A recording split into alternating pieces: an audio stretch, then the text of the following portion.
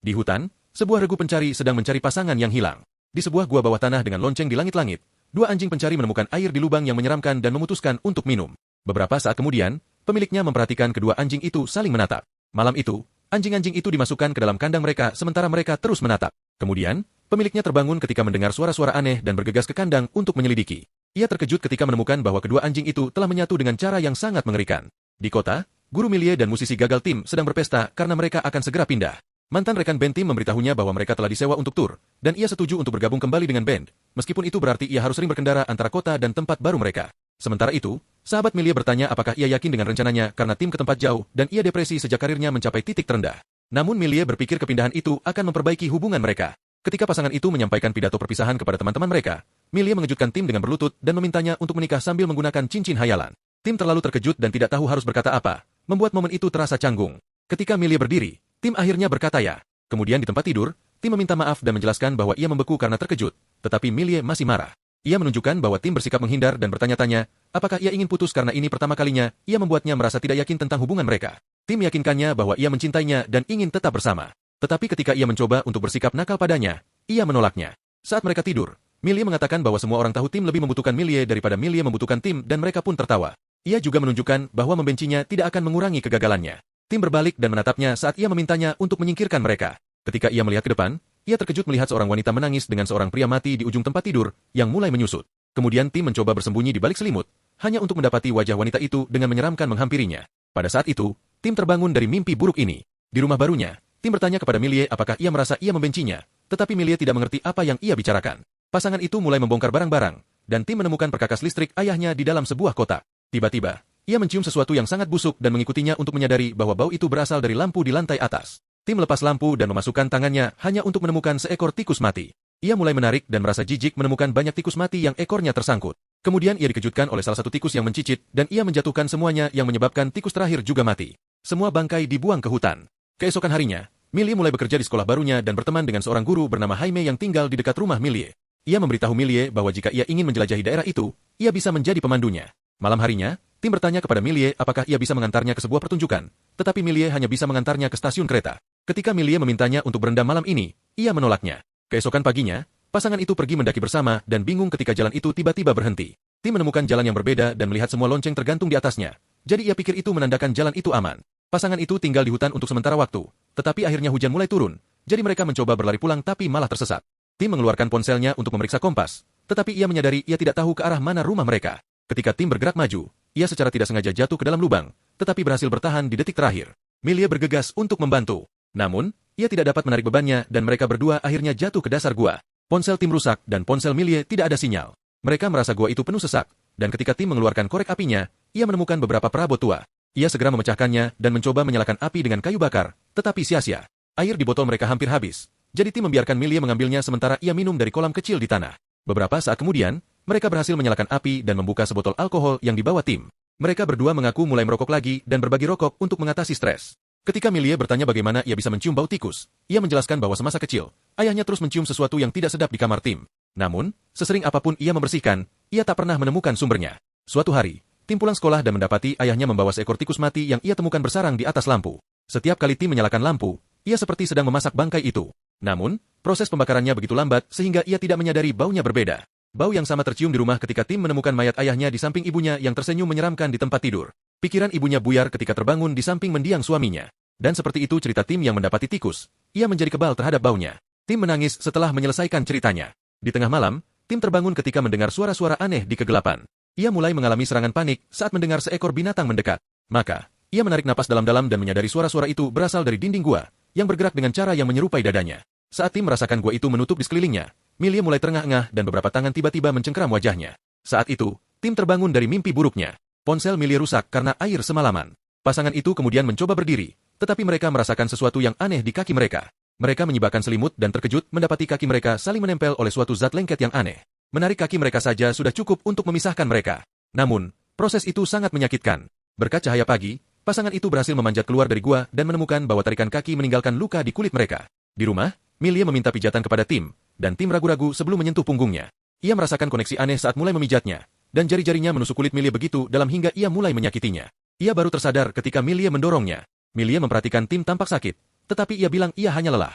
Setelah itu, Millie pergi dengan mobil untuk pergi ke pusat kota. Tim mandi, tetapi tiba-tiba kehilangan kendali atas tubuhnya. Setiap kali Millie bergerak di dalam mobil, tubuh Tim berputar ke arah yang sama, menyebabkannya menabrak dinding dan pintu kamar mandi berulang kali. Ketika Millie melaju beberapa kilometer, tubuh Tim terus menekan dinding hingga ubin retak. Saat itu, ia tersadar dan jatuh tersungkur dengan luka di dahinya. Kemudian, Tim pergi ke dokter, yang langsung berkomentar tentang riwayat kesehatan mental ibunya. Tim bersikeras bahwa ia tidak seperti ibunya, dan dokter memberinya obat pelemas otot. Obat ini membuat tubuh rileks meskipun otak panik, yang seharusnya menghentikan siklus umpan balik. Dokter juga memberitahu Tim bahwa ia dan Millie beruntung karena pasangan terakhir yang tinggal di rumah itu menghilang.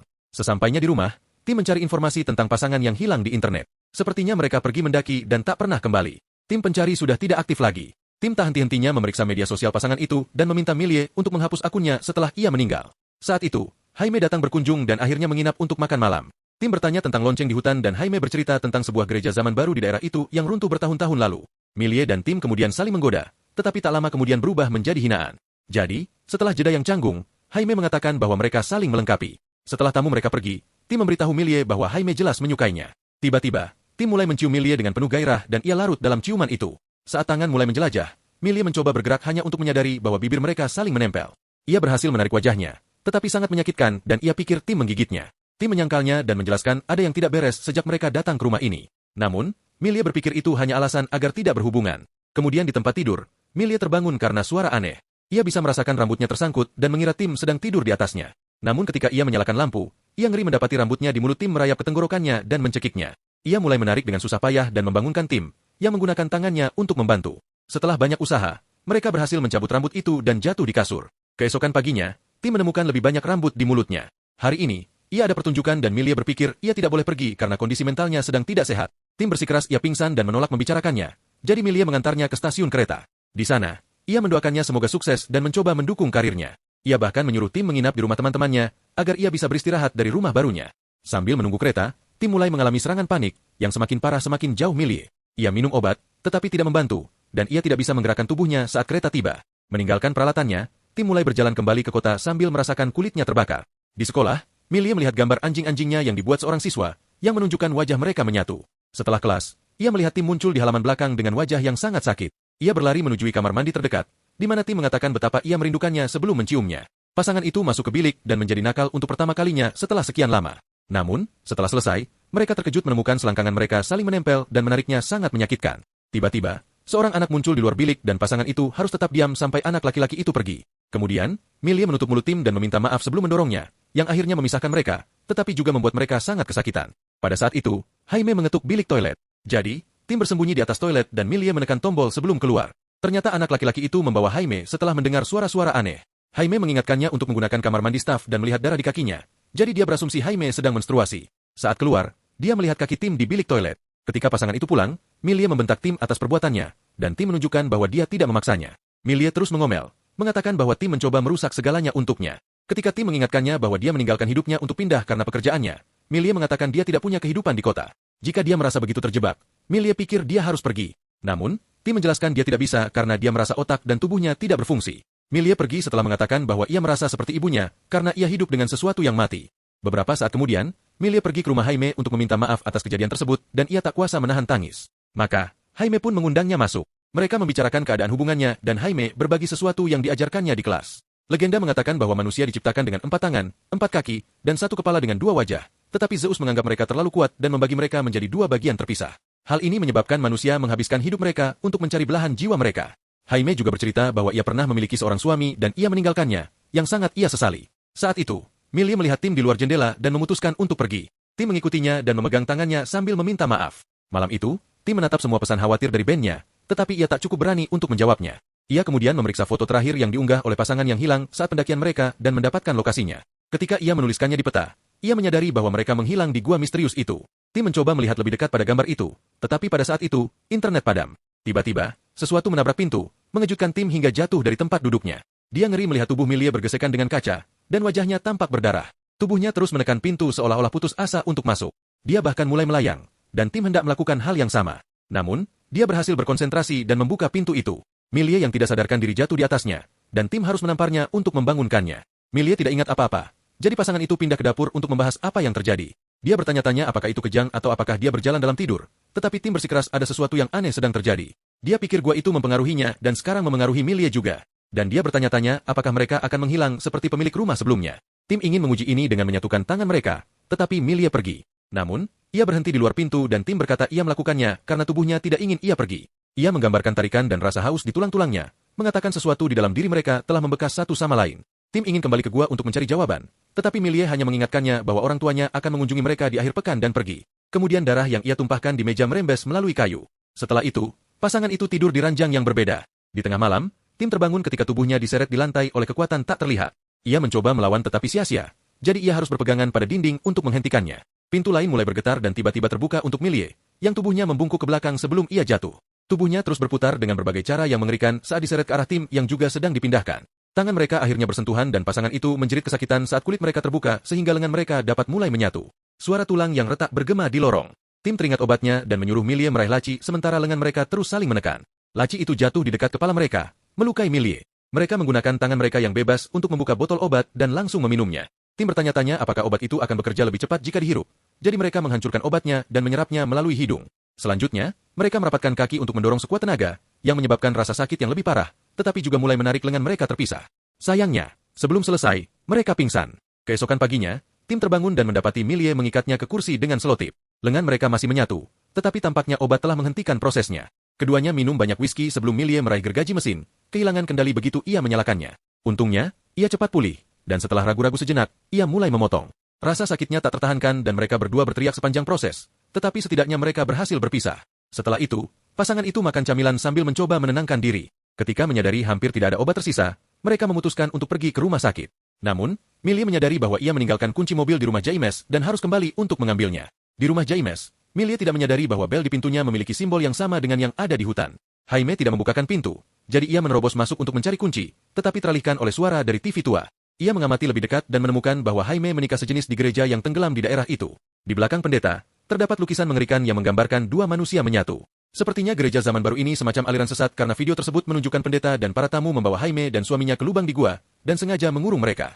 Tiba-tiba, Millie dikejutkan oleh Jaime yang muncul di belakangnya mengenakan pakaian aliran sesatnya. Ternyata ia adalah gabungan dari pasangan di video, tetapi tidak semua pasangan berhasil mencapai kesempurnaan ini. Jaime berpikir Millie dan tim harus melakukan hal yang sama karena inilah keintiman tertinggi. Ia menyentuh tangan Millie dan mengiris kulitnya dengan cincinnya, sehingga Millie meninjunya sebelum meninggalkan ruangan. Pukulan itu menyebabkan wajah Jaime terbelah menjadi dua orang, sementara ia terus menghotbahkan manfaat fusion tersebut, tetapi Millie mengabaikannya saat ia melarikan diri. Sementara itu, tim mengambil senter dan tali sebelum kembali ke gua. Saat ia melihat sekeliling, ia terus menginjak benda lengket. Di dinding gua, ia terkejut menemukan lukisan jelek dari gereja. Tiba-tiba, sebuah tangan mencengkeram kakinya dan membuatnya jatuh. Saat jaketnya tersangkut di tanah yang lengket, tim melihat makhluk menyeramkan keluar dari dinding. Monster ini tampak seperti dua orang yang menyatu dengan buruk. Artinya mereka adalah pasangan yang tidak dapat melakukan ritual dengan baik. Saat makhluk itu mendekat, tim robek jaketnya dan mengambil senternya untuk menyorotkannya ke wajah monster itu, yang membuatnya tetap tenang. Makhluk itu tampak meminta bantuan. Namun, tim hanya memperhatikan pisau yang tertancap di lehernya. Ia mencabutnya dan memotong jari-jari monster itu, menciptakan celah yang memungkinkannya melarikan diri. Millie dan tim kembali ke rumah mereka bersamaan dan berusaha menjaga jarak. Namun, kekuatan tak terlihat itu segera mulai mendorong mereka, memutar tubuh mereka. Pasangan itu berpegangan pada benda-benda acak untuk menghentikan dorongan, tetapi tim tiba-tiba berkata bahwa ia tahu cara menghentikannya dan melepaskannya.